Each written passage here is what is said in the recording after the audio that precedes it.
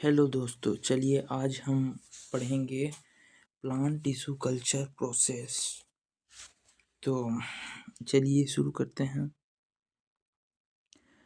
पौधों में tissue culture क्या होता है और इसका क्या महत्व है। तो इसमें ये होता है कि टिश्यू कल्चर जो होते हैं इसमें मल्टीपल कॉपी बनाया जाता है। चलिए हम आगे देखते हैं। टिश्यू कल्चर एक कृत्रिम वातावरण में पौधों को स्थानांतरित करके नए पौधे के ऊतकों को विकसित करते हैं। एक ही तकनीक है। आइए हम इस लेख के माध्यम से अध्ययन करते हैं कि टिश्यू कल्चर तकनीक कैसे काम करती है, इसको कैसे किया जाता है, इसका क्या महत्व और फायदे क्या हैं आदि हैं और क्या है इसके नेक्स्ट। चलिए चलते हैं। जैव प्रौद्योगिकी के क्षेत्र में पौधों में आनुवंशिक सुधार, उसके निष्पादन से सुधार आदि में टिश्यू कल्चर या ऊतक संवर्धन एक अहम भूमिका निभाता है। इस तकनीक के उपयोग से पर्यावरण की अनेक ज्वलन समस्याएं के निराकरण में मदद मिलती है। पौधे में टिश्यू कल्चर ऐसी तकनीक है जिसमें किसी भी पादप ऊतक जैसे जड़, तना, पुष्प आदि को नियमित परिस्थितियों में पोषण माध्यम पर उगाया जाता है। इसमें नियमित कंडीशन में भी इसको उगाया जा सकता है, जैसे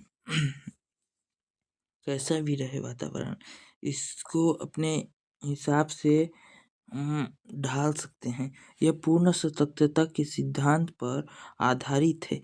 सिद्धांत के अनुसार पौधों की प्रत्येक कोशिका एक पूर्ण पौधों का निर्माण करने में सक्षम है। 1902 में क्या है आपका ये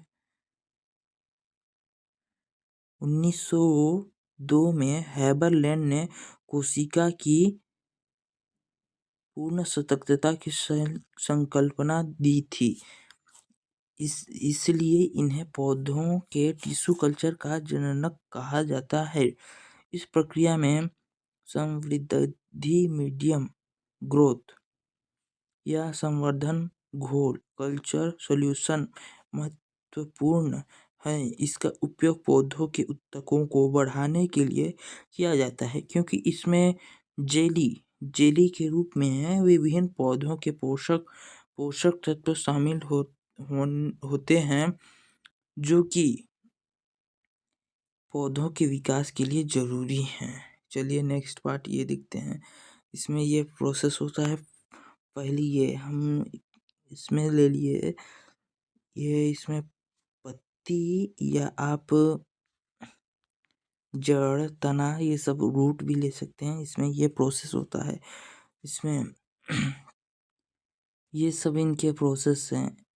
इंक्लूमेशन ऑफ प्लांट्स है ना, रूट डेवलपमेंट, ये सब इसके प्रोसेस है। इससे जैसे ग्रोथ कराया जा सकता है, इस टाइप से इसका पूरा मटेरियल बनता है। तो देख सकते हैं आप सभी। तो चलिए नेक्स्ट स्लाइड पे जाते हैं। टिश्यू कल्चर की प्रक्रिया कैसे होती है।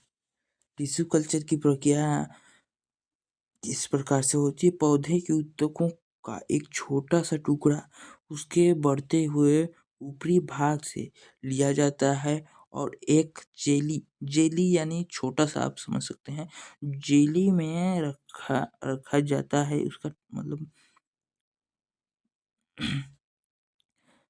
रखा जाता है, जिसमें पोषण तत्व और प्लांट हार्मोन देते हैं।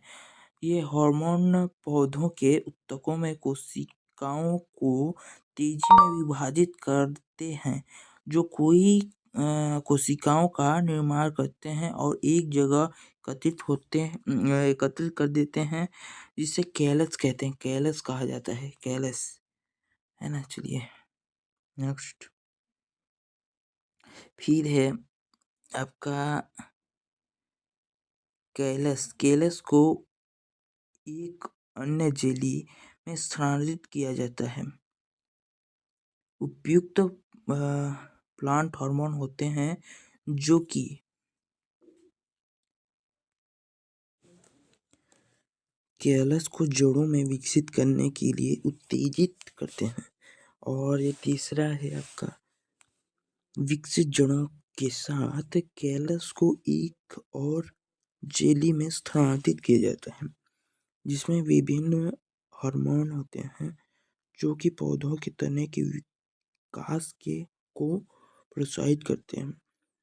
चौथा, अब ये इस कैलस को जिसमें जड़ों को तना है को एक छोटे प्लांट के रूप में अलग कर दिया जाता है। इस तरह से कई छोटे छोटे पौधे केवल कुछ मूल पौधे को कोशिकाओं या ऊतक से उत्पन्न हो सकते हैं। चौथा नहीं, पांचवा है इस प्रकार उत्पादित प्लांट कहना चाहिए प्लांटलेट को बर्तन या मिट्टी में प्रतिरोपित किया जाता है जहां वे परिपक्व पौधों के निर्माण के लिए विकसित हो सकते हैं, है ना। इस टाइप से इसका ये रहता है। फिर है पौधों में क्लोन क्या है। क्लोन हम जानते हैं कि पौधे की यौन प्रजनन के कारण बीज पैदा होते हैं और प्रत्येक बीजों की अपनी आनुवंशिक सामग्री होती है जो कि अन्य बीज और मूल पौधों में अद्वितीय है। आमतौर पर टिश्यू कल्चर पौधे एक सूक्ष्म फैलायुक्त कॉलम माइक्रो प्रोपगेशन कल्टिंग या उनका एक क्लोन है जो कि आनुवंशिक रूप से अपने पेरेंट प्लांट के समान है। पेरेंट प्लांट के समान यानी वो उसके मादा जो रहते हैं ना वो पहले से ही रहते हैं उसी के सेम सेम रहते हैं। इसमें विशेष रूप से अच्छे फल उत्पादन या अन्य वांछनीय लक्षण के पौधों के क्लोन का उत्पादन किया जाता है। इसमें बेहतर होता है। फिर है टिश्यू कल्चर तकनीक का प्रयोग। इस टिश्यू कल्चर तकनीक का उपयोग ऑर्किडिंग, हाइलिया फूल, कॉन्सेन एंड नहीं, ये है आपका गुलदाउदी के फूल आदि जैसे सजावटी पौधों के उत्पादन के लिए किया जा रहा है। टिश्यू कल्चर की विधि द्वारा पौधों का उत्पादन भी सूक्ष्म प्रवर्धन है ना के रूप में भी जाना जाता है क्योंकि इसमें पौधों के छोटे छोटे हिस्से प्रयोग किया जाता है। ऐसा कहना गलत नहीं होगा कि एकल कोशिका से पूरे पौधों का निर्माण किया जा सकता है ना। तो इस टिप से इसका बेनिफिट प्रोसेस ये सब होते हैं। तो चलिए गाइस, मिलते हैं नेक्स्ट वीडियो में किसी और नए टॉपिक के साथ।